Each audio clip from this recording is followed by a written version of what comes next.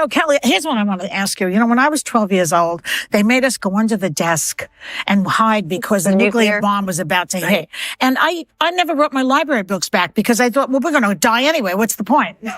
So you're a guy, Donald Trump, only he's very cavalier. You're a guy, Donald Trump, only he's very cavalier. He's very cavalier. He's very cavalier. Person who has been very cavalier, even casual about the use of nuclear weapons. He's wrong. I find it ironic. About using nuclear weapons, and you know, and even Europe is not is off the table. I mean, what? Aren't you petrified? You have 4 children. That scares me more than any other stupid thing he has said. Well, I'm concerned for everyone's children, and I will just say this to you: it's Barack Obama and Hillary Clinton who gave their president and Secretary of State. They did this Iran nuclear deal. You're not answering. You're not asking the question. Well, here's how I answer the nuclear deal. The controversial thing in Iran. Wait a second. A lot of people believe that will prevent nuclear war for 10 years. Okay, but that's not my question. My question is his rhetoric is off the wall on this topic. It's not actually. Let me explain. Somebody hits us with a nuke. ISIS. You wouldn't fight back with a nuke? No, to drop a nuclear weapon to a community of people. But you can't say. First of all, you don't want to say take everything off the table. No, just you're nuclear. A bad negotiator if you do that. Just nuclear. Look, nuclear should be off the table. But would there be a time when it could be used? Possibly. Tell the Middle East we're not using a nuclear weapon. I would never say that. I would never take any of my cards off the table. How about Europe? We won't use it in Europe. I'm not going to take it off the table. You might use it in Europe? No. You also said, though, that you might support Japan and South Korea developing nuclear weapons of their own. Isn't that completely contradictory? No, not at all. Look, North Korea has nuclear weapons, and he doesn't have a carrier yet, but he's got nuclear weapons. He soon will have. At some point, we have to say, you know what? We're better off if Japan protects itself against this maniac in North Korea. We're better off, frankly, if South Korea is going to start to protect itself. Here's the thing. With Japan, they have to pay us, or we have to let them protect themselves. But if you say to Japan, yes, it's fine, you get nuclear weapons, South Korea, you as well, and Saudi Arabia says we want them too. Can I be honest with you? It's going to happen anyway. It's going to happen anyway. It's only a question of time.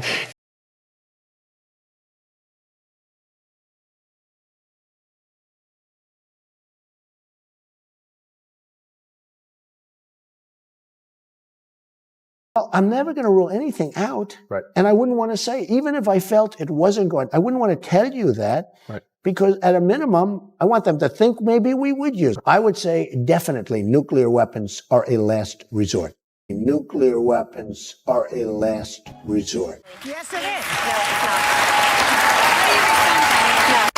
Words do matter. I have a grandson. I want to see him get old. Words do matter, and you should check out Hillary Clinton's words. Again, with the Hillary Clinton. Okay, we'll talk about Donald Trump. Stick to Trump. Donald Trump is winning.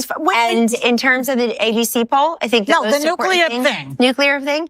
What, he doesn't mean it? What? What do you think? Here's what I think. That he will not give, as President of the United States and Commander-in-Chief, he will not strike a deal with Iran that gives them nuclear capability. Well, here's what he won't do. Is it reckless North Korea will... Is his rhetoric reckless? No, his rhetoric is not reckless. So when he says, well, maybe we could use you're cherry-picking comments What's made. You're the not point of looking at having the full... them if you don't use them, he said. What kind of talk is that?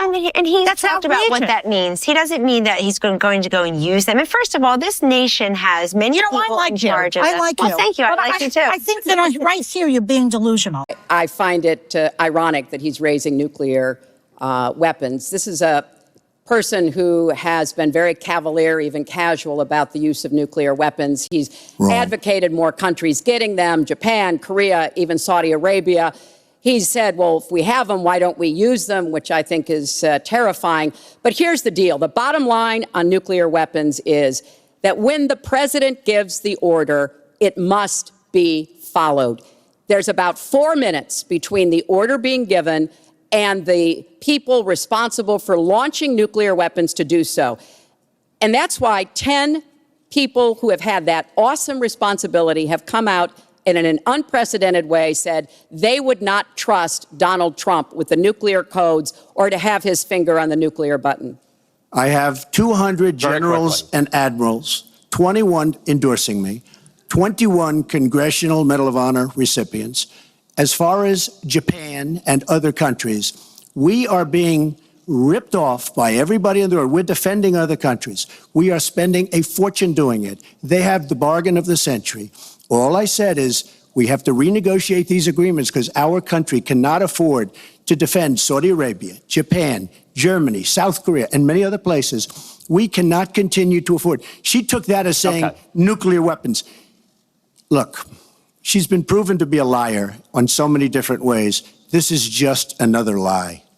Well, I'm just quoting you when there's you were no asked quote. about You're not going to find a quote from me. Nuclear competition in Asia. You said, go ahead, enjoy yourselves, folks. That kind and defend of language, yourselves. And defend yourselves. I didn't say nuclear. And defend yourself. No, I'm not. I'm not being rude. I really do. I like him a lot. She's a nice Italian girl. This is a nice Italian girl. Remember we talked. But she scares me when she thinks that. I'll tell you what scares me. I'll tell you what scares me. I tell you what scares me, though. What scares me is the fact that Hillary Clinton always puts Hillary first. It does. It scares me. Guys, you want her to be the president of the United States, and you should look at her entire record. You should see what she's done in office as commander-in-chief. She owns the Russia reset. She owns Syria. She owns Libya. She owns the Middle East. She has not proven herself to be fit or qualified. The opposite side of this argument is also that I think some of his appeal is the talk toughness that he has. That, well, we'd like a tough leader. I'm less afraid of rhetoric. I'm more afraid of terrorism. So I think that there is an appeal to someone who is on the rise. Tackle that. Yeah, he's on the rise. I want to say something about his supporters. I want to say something about his supporters. You mentioned earlier the one supporter in Arizona who I'm told by our head of security and a retired police department official from Arizona was removed from that rally. I immediately condemned it the moment I saw it publicly. I'm sorry, I'm lost. The guy in Arizona. And I want to tell you something. I go to these rallies with Donald Trump. I really want you to look at all of the people there because some people get there, they're there for 8 hours. And you know why? They believe in him. They feel like they're part of a movement. They want to be there because they feel like he will make us more safe and more prosperous. And you can't just dismiss. You want to attack him and something he said? Great. But you could do that. Now, I heard that Melania is giving a speech. Does it start 7 years ago? No, and it doesn't need to. It starts with... When's the speech? The speech is tomorrow at 2 p.m. outside of Philadelphia. I'll be with her. She's written a beautiful speech, and she's a wonderful person. I think people are very curious to hear what she has to say. She'll talk about her life here, her life in Slovenia, where she grew up, and the love of America when she was growing up, and how it was not enough to just know about America, but she wanted to be in America. And she waited 10 years through the normal channels. That is exactly how most immigrants feel in this country. And what she would do as first lady. They all love that America. Yes, we all do. You're Italian. They kissed the ground when they came over here from Calabria. I was raised to believe that the one thing that we had was we were blessed to be born and raised in this country, and that we had our family's name, and you keep your name clean.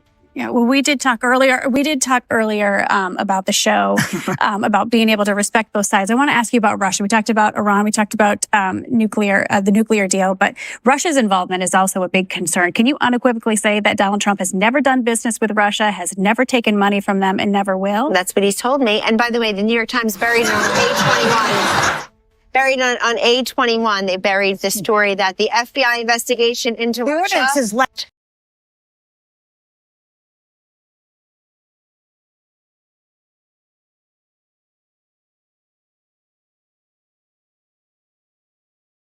Nothing. The audience is laughing because we haven't seen his tax returns. Then we would know something. There's a one. Yes, Connie, here's what you know about Donald Trump.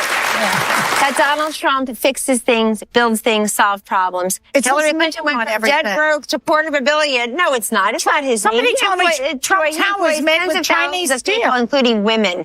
He employs tens of thousands of people, including women. And really? He's the first Republican to ever elevate a woman to this position as presidential campaign. Yeah, he loves women, right? Yes, he does. Yes, he does. He's very respectful toward women. And instead of, how about, I know we're not supposed to mention Hillary Clinton is also running for president. Went from debt broke to $250 million. You know what? People should ask them how they did that. They didn't get the Powerball. You know what? Listen, this guy has lost more money than most of us will ever make in our lifetime. Self-made Bill.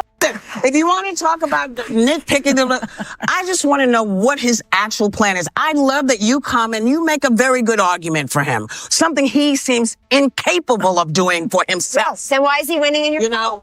He's winning in the polls because Lots of innuendo. He's played this like you play Apprentice. You put a little innuendo out there and you make it bad for your opponent. I know his show. I know his shtick. I get it. The polls go like this and they always have. But we're not going to know anything. Nobody's celebrating anything until the day after. And if he becomes the president, then he will be the president. But if she becomes the president, you don't have to deal with the same thing. I will. Okay? I certainly will. But by the way, he says he will be the president. No. I'm just saying. And those who don't support him. Yeah, I heard him say I don't believe it, but everybody that's okay. was celebrating the ABC poll 50 to 38. Sorry. Okay, I'll just sit here. You like it? I know your children are going to be happy to have their mom back. You're a mother of 4, but we also have a gift for you. I'm not sure what kind of benefits you get as being an employee of the Trump organization, but we wanted to give you a gift certificate to the Trump Spa. Oh, my goodness. To the Trump Spa. I've never been. You've never been to the Trump Spa? Well, there you go. You don't have the Trump Spa. Thank you so much. That's wonderful. Thank you. Very sweet. Thank you, ladies. And I encourage everyone to vote and express your voice and your choice. And I want to say that we appreciate the platform and the view. And if you will welcome President-elect Trump, he will be here.